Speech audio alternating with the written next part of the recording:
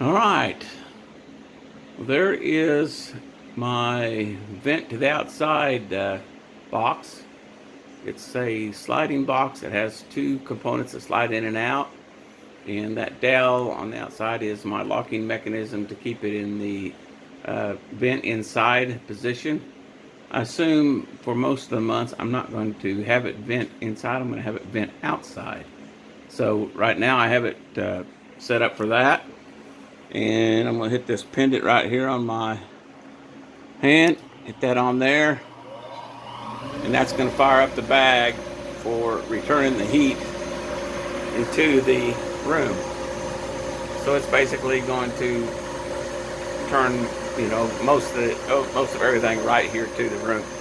Now I have a super dust deputy down there, which is taking 99.9% of the dust particulate out and putting it in that box. So very little actually goes through the fan, very little even goes outside. I mean, less than a tenth of a percent. So that big.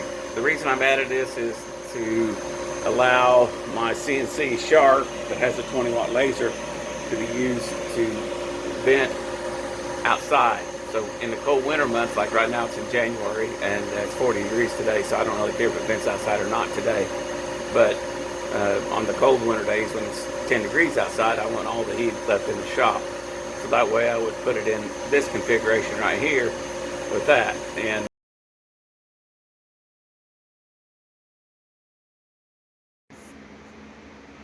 okay, now I've got it in a down position. This right here slides this up so that it's in normal position, and it brings it up to about right here, and then I just slip the bolt in there, and that keeps it held up.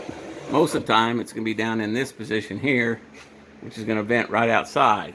So let me go ahead and fire that up. All right, that's the sound from about 10 feet away of my dust collector venting outside. This is my dust collector vent outside gate box. It's basically 7 by 14 inches long. The two boxes are. They nest inside each other. And this is a Vcarve file, just in Desktop Pro that I've gotten out. And I'm going to talk a little bit about how this thing works. First thing is I use the box creator in Vcarve to create the boxes. And that worked out fine. And in that same template, I basically set up to where it would carve the holes, and they're over here like this. And then the various parts are over here in this kind of thing. And then these are all the cutout sheets, which is pretty straightforward. It's just based on a 24 by 24 inch piece of plywood. And let's go ahead and center that thing here. And basically this has a redirect. And what happens is in the normal state, when the box is the inner box is pulled up and it's got a rod, this is in a vertical position now.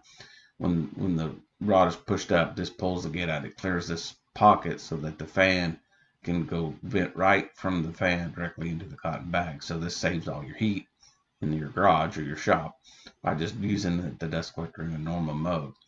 So then whenever you drop the gate, you pull the rod and you slide it down, and it moves this into this position right here. So this is what you get here. So this comes in from the collector, it comes out, and then it redirects straight outside to the vent outside. And this is the reason for this is because I don't want all my hot air when it's 10 degrees outside going outside. But for 90% of the time, I'll probably leave this thing configured in this thing to where it just vents straight outside. I use a dust deputy, a super dust deputy, so 99.9% of the dust goes out into the barrel, and so virtually just air comes out, so there's no debris or anything. Now I have added a 20-watt laser to my shark, and that's the reason for this, because it will create a whole lot more smoke than my little 2.5 watt or my little 2-watt laser did. And so that's why I'm doing that. So this is the box in the normal mode. It'll just redirect it straight outside. This hasn't decreased anything on the flow. It probably has increased a little bit because there's no restriction of the cotton bag on that side. So when it's cold outside, I just lift the box, it vents back into the garage, and it works the same. When it's normal state, it'll be in this redirect mode and it will redirect right out. So let's get to the settings of that and look at it. This was created with the box creator, but I've got the layouts here and the bolt patterns that cut the pattern, and we'll get into the design of that right now. Okay, well, while this is milling out on the CNC, I didn't think you wanted to hear that sound, but I'm using 1/4 inch underlayment, and just using a 1/8 inch bit and letting it go. All right, there she is cut out, and let's get it out of there and see what we got. This is the inner box. On this box, you'll need to cut a couple pieces of plywood in that little oak part. All right, I just took a little piece of oak, cut these at 45. They're about, I don't know, 6 3/4 high, or well, I don't hold me to it. Anyway, cut them down to fit. They'll fit in there. Lined it up to the front. Left me a little gap there in the back, just so I didn't want to bulge my box out, and that should fit up there nice and tight, and cause a redirect, and the air flowing in, coming around like that. So there we go. There, we're going to glue it up. Okay, when I'm doing box joints with a 1/4 inch plywood, this is pretty much how I do it every time. It works out pretty good. I just put all my joints where they stack together and where they fold into each other. Put all my faces that are going the inside up, and then I'll run glue all around all over the seams, every one of them, and like that. And I'll put glue on top of this, and then I'll close it all in, and then I'll clamp it tight.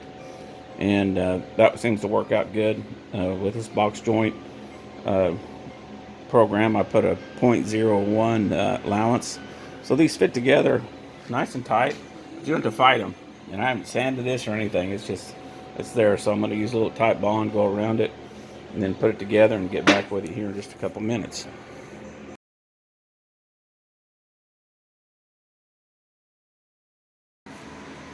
Well, when you're dealing with 1/4 inch plywood, you got to put lots of clamps on it because it has lots of little faces to go in around and to stay tight. And this box slides inside that box, so we're gonna have to keep the tolerances pretty tight. And looking at them, I'll probably give this a gentle sanding whenever I get done with that. So I've already test fitted it, so I know that it's going to fit in there. So anyway, we'll get this glued up and let her set pretty good. This has got the baffle inside it. That box is just a sleeve box, and then we'll get up there and take that thing apart, mount it to the two sides of that box, then mount that box in there, and then this one will slide in, and then I'll come up with the mount for the back side of that box to go outside. So there we go, and now we're having fun.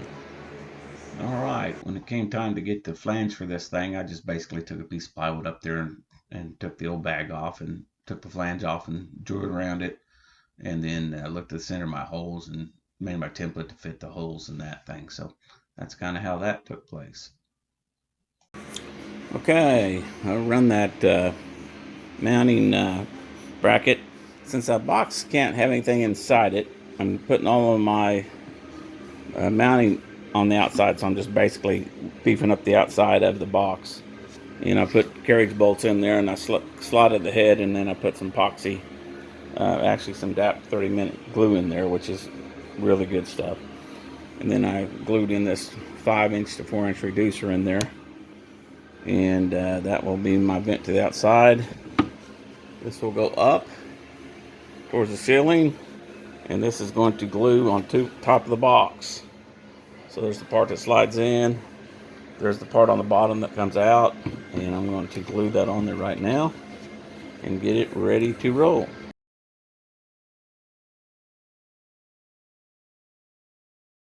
Alright, got the mount for the first deal that goes on. That'll go out from that, and the other side of this will bolt up to right up there. So that's the practice, what I'm doing right now. I did have to modify my holes just a little bit on this flange. Hopefully I won't have to do that up there, but if I do, it wasn't much. It was like a 1/16 of an inch. for being too tight. And so that one's ready to go in my box, redirector box. And it doesn't really, in the down area here, this comes up here and redirects out. And when it's up, which I've got to put a slide up here to the upside of it, and when it's sticking out, that that it'll trigger it up and stay up with a notch. So I'm going to take just probably something right over here that comes up where I can reach it down there up there by the left of or right there by the bandsaw there. So something I can easily reach and lift and pull up. We'll get that on there whenever we get to that point. And there we go. I might do that right now.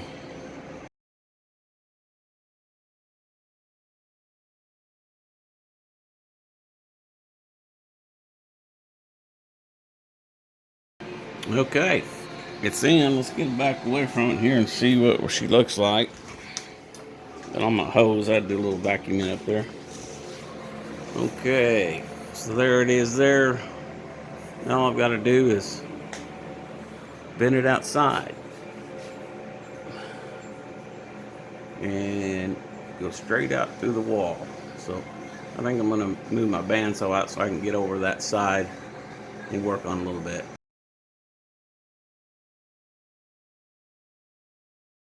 My vent to the outside box, it's a sliding box. It has two components that slide in and out, and that dowel on the outside is my locking mechanism to keep it in the vent inside position.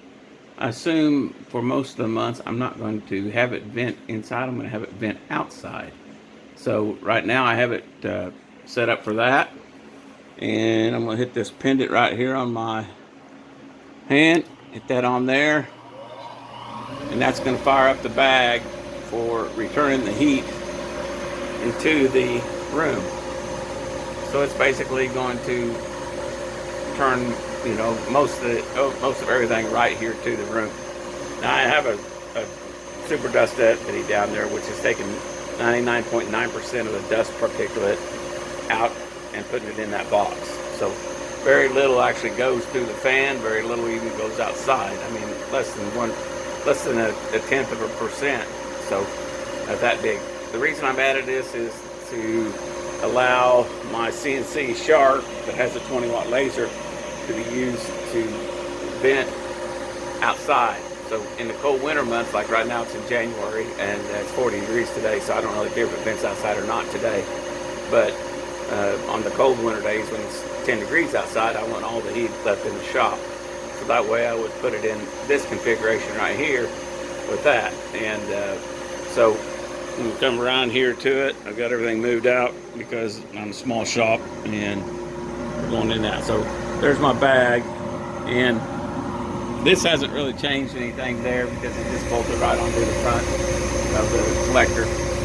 And all I did is just pick that off of there, bolted it to the front of the connector with the box, and in there, and then that box at the very top slides down inside of that and has an air redirection. Up there you can see the one that's up at the top, and that slides in and redirects the air from the fan and goes right back out to the outside vent. So I figure probably 90% of the time it's going to be in the down position.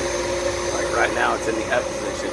And so I'm going to turn the thing off, and then I'm going to drop it down in the down position, which is gravity. And going in here, I'll pull this little button right here out. Okay, now I've got it in the down position. This right here slides this up so that it's in normal position, and it brings it up to about right here, and then I just slip the bolt in there, and that keeps it held up. Most of the time it's going to be down in this position here, which is going to vent right outside. So let me go ahead and fire that up with the pendant. I got a little bit of air coming through it there on this bag here, but for the biggest part, most of it is going outside. And like I say, 99.9% of whatever's coming through there is going down in that barrel. So this hasn't inhibited my speed of my system at all that I can tell. I mean, it's actually probably greases it with it flowing outside for 90% of it. And then this little guy right here, you know, you can tell right now there's just not a lot of air on it. It's got a little bit. That's inside the box where I've got my 2 boxes sliding in and out. So I could probably cut that a little bit tighter and reduce that even more, but I don't really think it's going to be a factor. As long as it's not sucking, you know, the wrong way. So anyway, that's how that works. And then to get it to come up, I just, you know, push that right there, and she goes right up to the top right there, and that makes that top box. It's got a square bottom on it. Open up this chute right in here. So you can see right now it's starting to get into it. So when it's right up to that point, I just slide this in right there, and it locks in. So there we go, and that's it. Running, we got a dryer vent on the outside, and I did have a problem with the dryer vent on the other side of the house with the birds getting in it, so I went ahead and bought a box to put on it. But anyway, that's it, and that hose is going into this guy right here. And that vent's my hood, and there's lots of air coming through that thing, and it keeps my shop clean, you know, keep the smoke from coming back in. So now I can start doing some lasering and get on with that. I had a stud right in the middle, well, not in the middle, but on the edge of my hole. Right up there is a little bit, so I had to move my hole a little bit. And, you know, I just basically just give it a little bit of a twist. So that's why it's not straight, but that doesn't really bug me so much as I want it to work. So anyway, so that's fitting back inside, so all my heat will return back in, and there we go.